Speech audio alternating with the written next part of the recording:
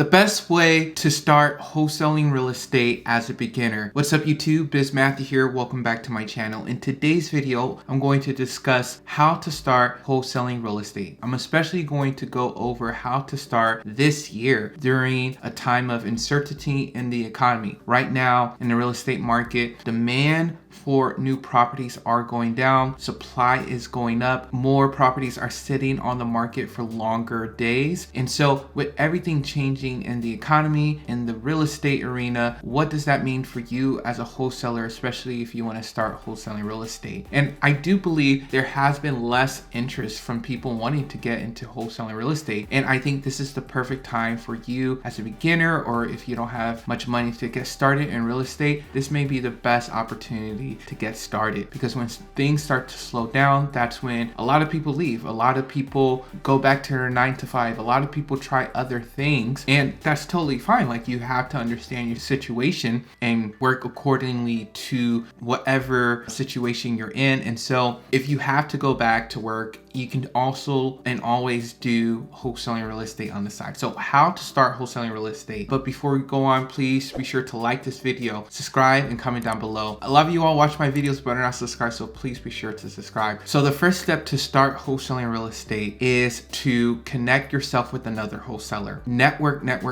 I think this is one of the best ways for anyone to get started in real estate, because you may get started with the intention of, hey, I want to start wholesaling real estate, and you go on Facebook groups, you go to meetups, you go and you have coffee with people, and it leads you down a path towards hard money investing. It leads you down a path towards rentals or flipping or doing different things within real estate that you actually relate to. But talking particularly to wholesale real estate, connecting with other investors and other wholesalers is great. I actually recently saw somebody in like the business area, or like the real estate, a real estate person in my area, young guy, and he's just constantly posting on Facebook. He added people that he knows that are real estate investors, that they're very active in this city, and just by posting what he's doing, he's been connecting with a lot of entrepreneurs that are opening doors for him in other areas. So I think it's so important as a beginner to network. Now, I'm an introvert too, but I understand the importance of, hey, I have a goal in mind, I have to get outside my comfort zone. And so if you're an introvert, you have to find a way to do that. Maybe it is just starting online, connecting with them online before meeting up with them at a meetup, or trying to meet them up for coffee. Or I know for me, like as an introvert, I'm like, hey, do you have a project going on? Can I just be there and just look at it and just shake your hand? Something simple like that, I think a lot of people can do. Now, the second step is more practical, because I think I wanted to really start with talking about, hey, networking is so important to this journey. But next, you have to get practical. You have to get leads. Leads is the bloodline of your wholesale real estate business. So there are different ways that you can get leads. You can pull a list off of PropStream. PropStream is a website that you can find motivated sellers and sellers that just hit different points of motivation. Let's say they're pre-foreclosure, or they've recently been divorced, or they have high equity in their house. You can pull these type of properties and you can target them. And then when you pull these properties from like this type of website, by the way, if you're interested in PropStream, check my link down below. You get a 7 free day trial using my link. But you can pull a list and then you can market to that list. So what are the different marketing techniques that you can do? And please be sure to write notes, you all. I'm going step by step so you all can know exactly what to do right now in your real estate business. You pulled a list. A good list to pull is, I've been learning that people that own their properties 100% may be your best bet. Maybe they own 80 or 90%. That's still good, but like, get 100% free and clear properties. They own the properties for 7+ years. Maybe they're older. This may be your best bet getting a deal. And there's a ton of properties that are free and clear. If you're not trying to do sub 2 or trying to list properties, just go for properties that are owned almost 100% or at 100%. I would get a list like that. Now, your marketing.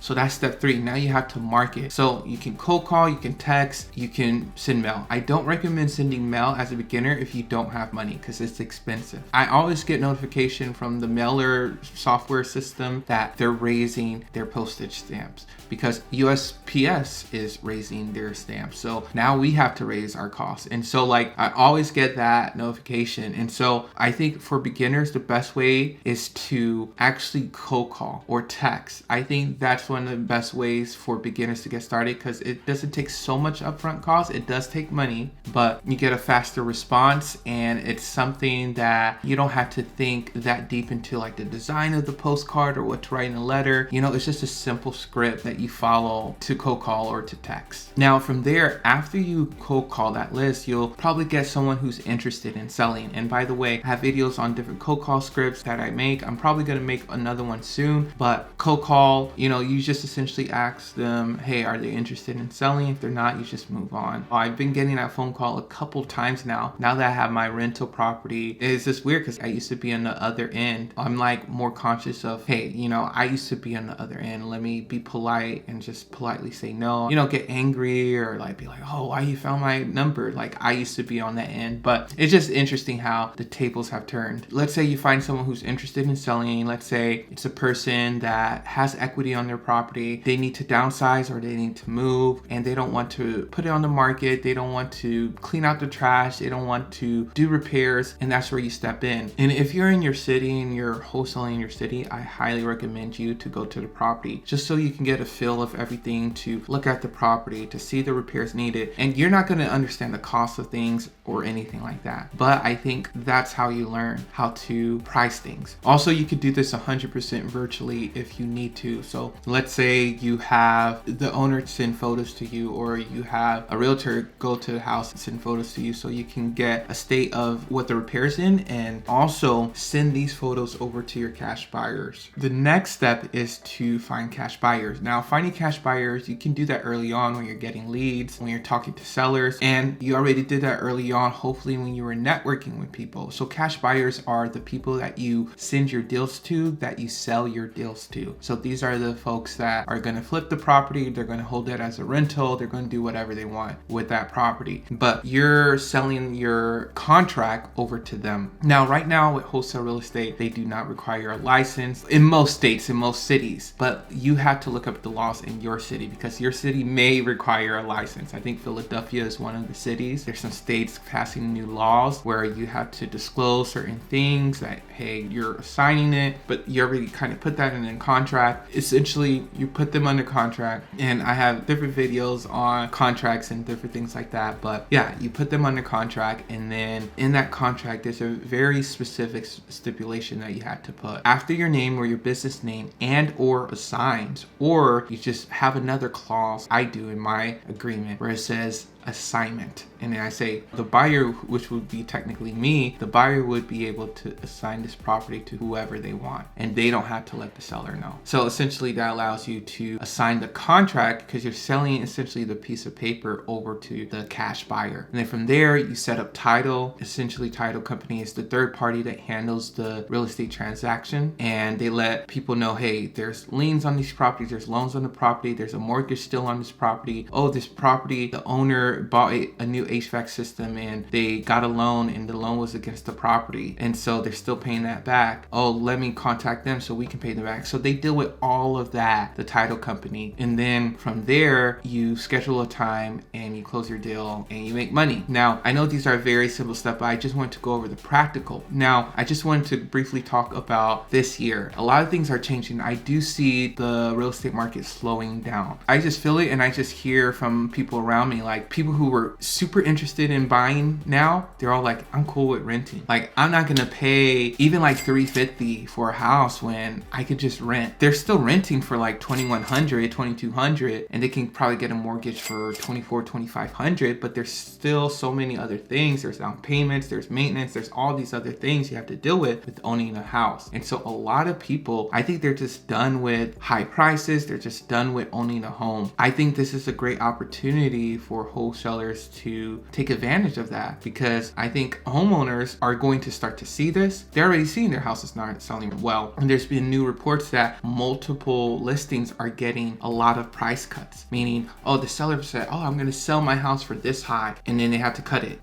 10 grand, 20 grand here, 5 grand here, 4 grand here. And so you're seeing multiple cuts, and so sellers are getting a little bit more realistic about, hey, your houses are not worth like they used to be be worth. It's still expensive. You still have to adjust your price. Hey, there's not as many buyers out there as I thought. And so I think with that, wholesalers could come in and get these properties at a bigger discount. Flippers and people who want to own properties, they can buy these properties and be able to hold it as a rental. All right, you all, let me know your thoughts on starting wholesale real estate. Do you think you'll sometime soon, or just let me know what you think? And if you all have any questions, let me know down below. Be sure to like, subscribe, and I'll talk to you all later.